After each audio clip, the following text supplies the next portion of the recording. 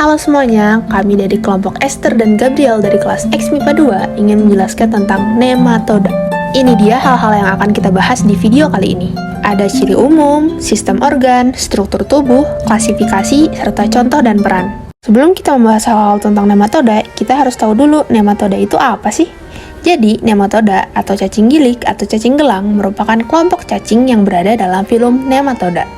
Oke, karena sekarang kita udah tahu nematoda itu apa, kita langsung aja masuk ke pembahasan pertama kita, yaitu ciri umum dari nematoda.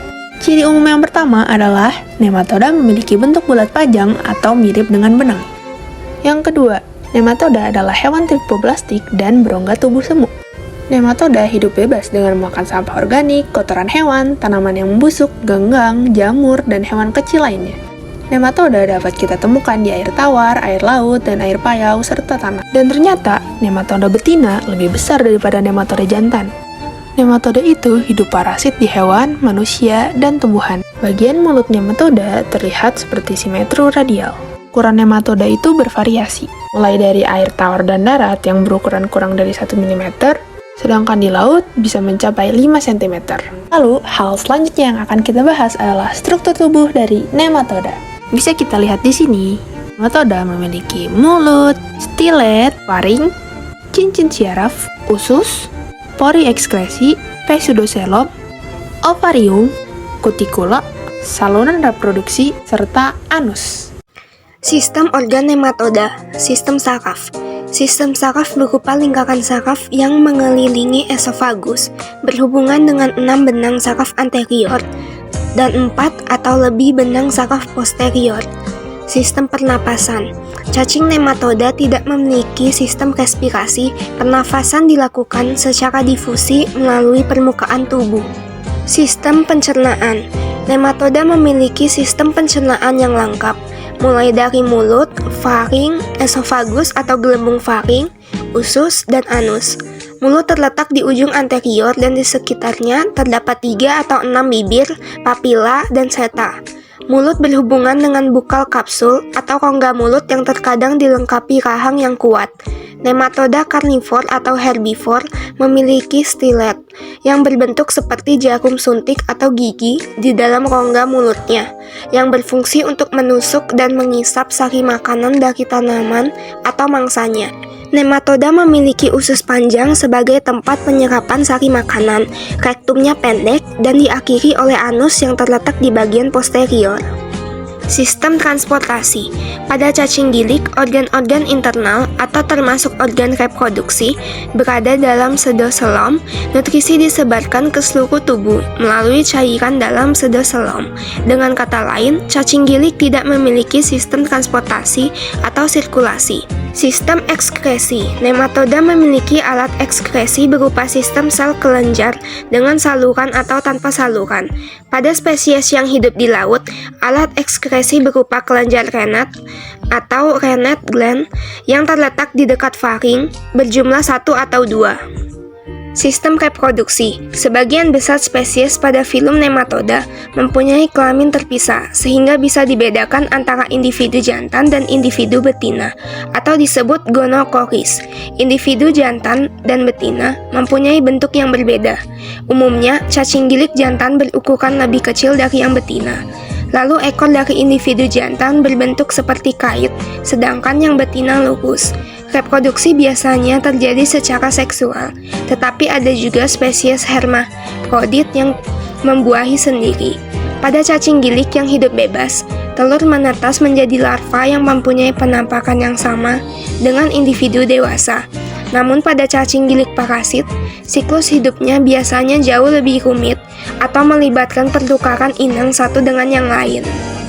Klasifikasi nematoda, Adenoporea. Anggota kelas dari Adenoporea tidak memiliki pasmid atau organ kemosreseptor sehingga disebut dengan apasmida.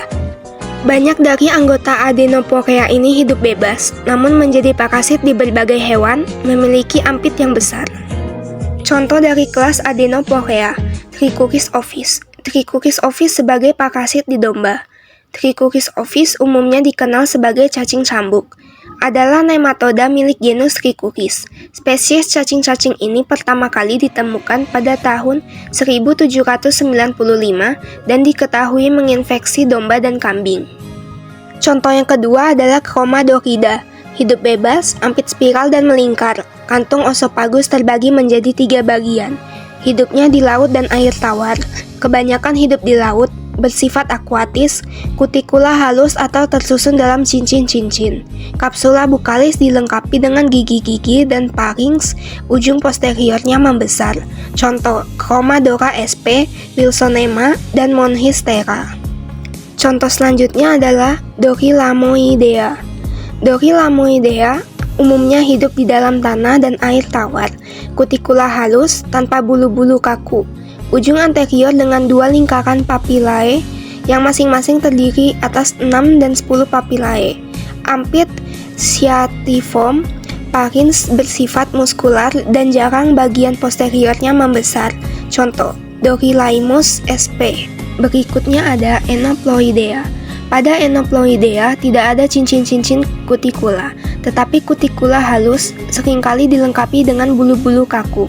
Pada bagian ujung anterior terdapat 6 papillae labiales, 10 atau 12 bulu-bulu kaku di dalam 1 atau 2 gelang-gelang atau lingkaran, sepasang celah cepal, dan ampit berbentuk sciatiform. Hidup bebas di laut. Oesophagus terbagi menjadi 2 bagian. Ampit berbentuk kantung panjang atau seperti tabung. Hidup bebas dan parasit di laut, air payau, dan air tawar. Contoh, Metocolaemus ristiurus, Enoplus, dan Nigolaemus. Klasifikasi nematoda yang berikutnya adalah Sesernentea. Sesernentea disebut juga dengan Phasmida, sebab terdapat anggota spesiesnya memiliki plasmid. Banyak anggota kelas hidup dalam tubuh vertebrata, serangga, dan tumbuhan, umumnya parasit. Contoh dari kelas Sesernentea, Ascaris lumbricoides. Ascaris lumbricoides ialah parasit usus halus manusia yang mengakibatkan penyakit askariasis.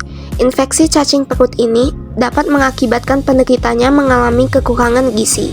Tubuh pada bagian anterior cacing memiliki mulut yang dikelilingi 3 bibir dan gigi-gigi kecil. Cacing betina mempunyai ukuran panjang sekitar 20-49 cm dengan diameter 4-6 mm di bagian ekor kuncing lurus dan bisa memproduksi 200.000 telur per hari. Cacing jantan berukuran panjang sekitar 15-31 cm dengan diameter 2-4 mm. Bagian ekor kuncing melengkung dan di bagian anus terdapat spikula yang berbentuk kait untuk memasukkan sperma ke tubuh betina. Contoh selanjutnya adalah Anylostoma duodenal. Anylostoma duodenal disebut cacing tambang sebab sering dijumpai di daerah pertambangan, misalnya di Afrika. Spesies cacing tambang di Amerika yaitu Necator americanus, cacing yang hidup parasit di usus halus manusia dan mengisap darah sehingga bisa mengakibatkan anemia. Bagi penderita ankylostomiasis, Oxyuris vermicularis atau Enterobius vermicularis atau cacing kremi memiliki ukuran 10-15 mm. Cacing dewasa betina akan mengarah ke dubur pada malam hari untuk bertelur dan mengeluarkan suatu zat yang menyebabkan rasa gatal.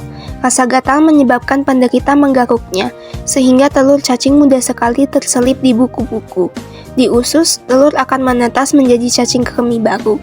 Cara penularan cacing kremi tersebut disebut dengan autoinfeksi. Selanjutnya ada Wuchereria bancrofti. Wuchereria bancrofti hidup parasit di kelenjar getah bening atau limfa. Cacing inilah yang menyebabkan penyakit kaki gajah atau elephantiasis atau filariasis. Cacing dewasa memiliki ukuran tubuh berdiameter 0,3 mm, dengan cacing betina berukuran panjang 8 cm dan jantan berukuran panjang 4 cm. Contoh nematoda dan peranannya. Contoh nematoda yang merugikan, Globodera rostosiensis, yang menjadi parasit pada tanaman kentang dan tomat, dan sebagai vektor dari virus sebagian tanaman pertanian. Lalu ada Meloidogyne spp, merupakan nematoda yang banyak menyerang tanaman kentang. Kemudian ada Ascaris lumbricoides, ialah parasit usus halus manusia yang mengakibatkan penyakit askariasis. Lalu ada Anylostoma duodenal, merupakan cacing yang hidup parasit di usus halus manusia dan mengisap darah sehingga bisa mengakibatkan anemia bagi penderita ankylostomiasis. Selanjutnya ada Wuchereria bancrofti, hidup parasit di kelenjar getah bening atau limfa, menyebabkan penyakit kaki gajah atau elephantiasis atau filariasis. Contoh nematoda yang menguntungkan, Cyanorhabditis elegans merupakan nematoda yang hidup bebas di tanah. Telah lama digunakan sebagai organisme model untuk penelitian mengenai perkembangan hewan termasuk perkembangan saraf. Mikrofauna termasuk nematoda di rhizosphere memainkan peranan yang penting dalam menghasilkan nutrien yang berharga bagi tanaman, mengakumulasi dan stabilisasi karbon organik tanah, efek hormon, keanekaragaman mikroba, dan stabilitas fungsi interaksi multitrofik di atas tanah dan bioremediasi dari tanah yang terkontaminan.